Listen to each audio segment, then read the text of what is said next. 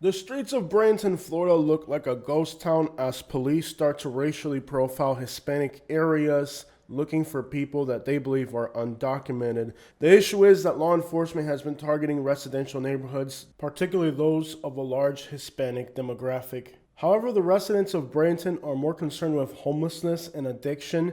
There's currently a homeless camp in front of the Manatee County Election Center, which is also the same plaza where the sheriff department has their offices. People who work in this plaza tell me that they're even afraid to take a lunch break outside the building because they're constantly being harassed by homeless people. You can see here a Manatee County Sheriff's officer parked in front of a Hispanic community. Residents back here have been concerned with drug dealing and gang activity for years now, and law enforcement has done practically nothing about it. But now law enforcement is in this community during the morning rush hour when people are getting ready to head out to work. During the morning commutes when people are heading to work, there has also been large caravans of law enforcement visible on State Road 70. People have posted on social media that these large caravans of law enforcement agencies have mostly been targeting work trucks along Highway 70 and other large avenues in the city. Many times these large law enforcement agency caravans are also accompanied by many undercover vehicles that are making ICE-type detentions, predominantly targeting work vehicles or areas where people are walking on foot.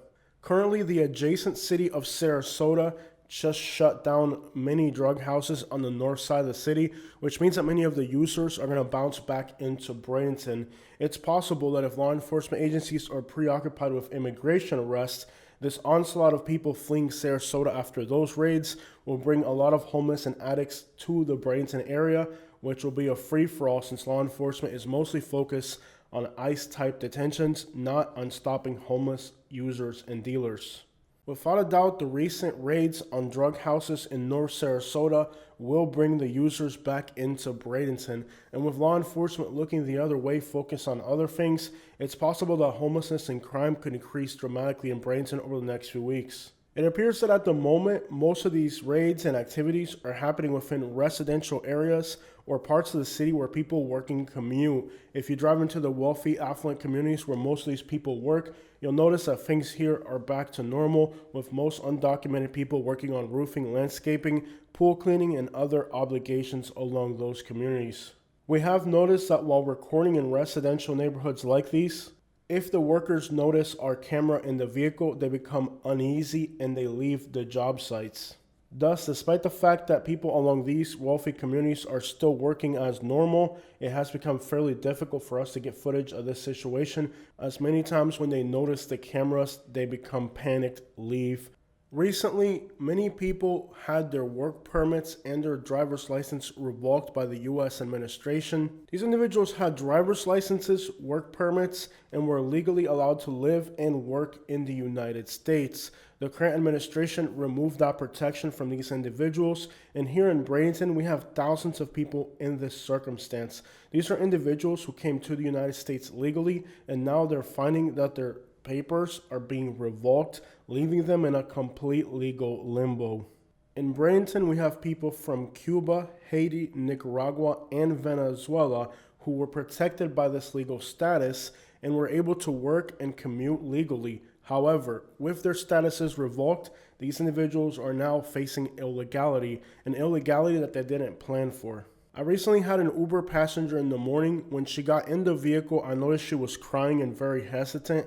I asked her why she was upset. She said that recently she found out that her work permit had been revoked and that she's now illegal in the United States. She told me that she could be in Spain, Chile, or Brazil legally, and she would have never came to the United States illegally. If she knew that she would have ended up being illegal here, she would have never came here to begin with. She went on to tell me that she's got family and children in Spain who are doing really well in a beautiful coastal town. Considering that she could easily get legal status in Spain, a country where she has family that are doing very well and where she'll easily have legal status, then there's no reason for her to be here in the United States illegally.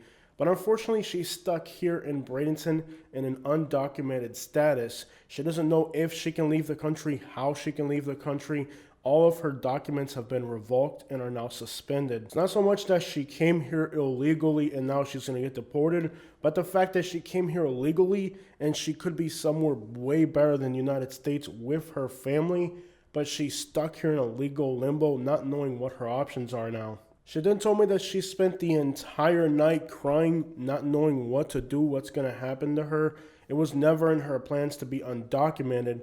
Imagine being stuck here in Bradenton with absolutely no documentation of any sort when you could be in Spain with your family legally without having to deal with any of the madness that's going on here. And this is really the situation for a lot of people who are just now finding out that their documents that were legally established have been revoked, and now they don't know where to turn, what to do.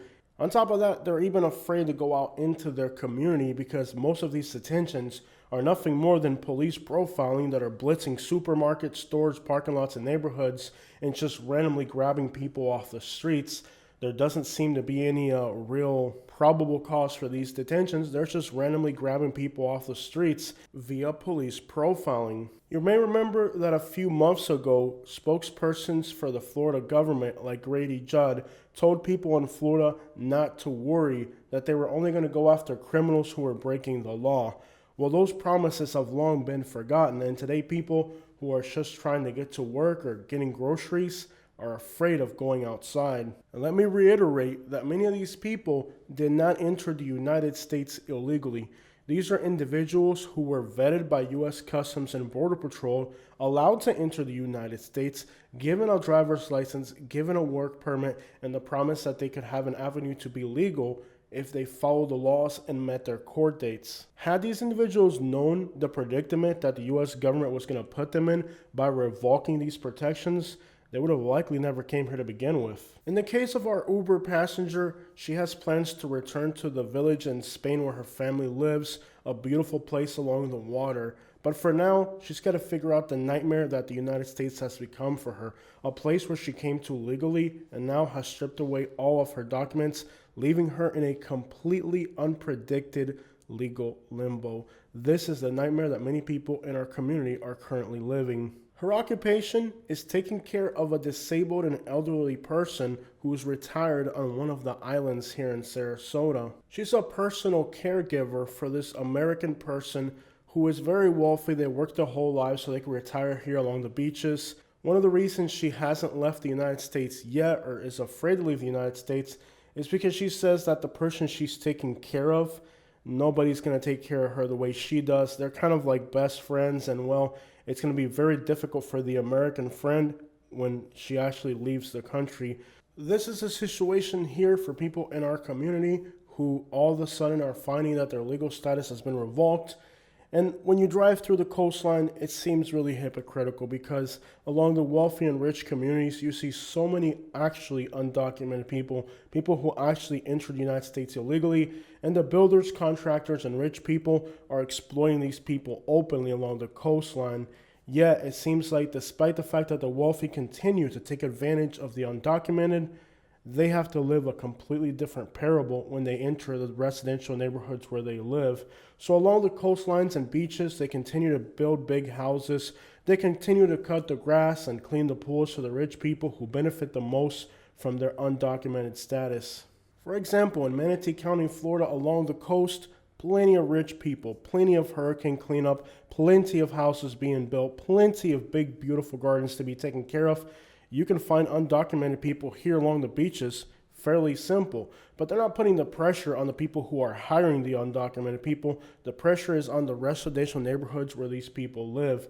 Many people are U.S. citizens, but they're afraid of police profiling because, again, these takedowns and raids don't have any due process, don't have any probable cause. These police officers are just basically profiling people on how they look, detaining them aggressively. And there's people out there who are U.S. citizens, perhaps they have an injury or something, and they're afraid that if they go to the grocery store and get tackled by ICE, they may end up in a wheelchair for the rest of their life. These are people who are U.S. citizens legally in the country, and now they're afraid of police profiling. If they go to the grocery store to get some groceries and there's a raid, what's going to happen to them? Are they going to get tripped over by a police officer, pushed to the ground and detained? with delicate health, a lot of these people are afraid of going out in public, not because they're illegal, but because, of course, the only tactic law enforcement is using is simply police profiling.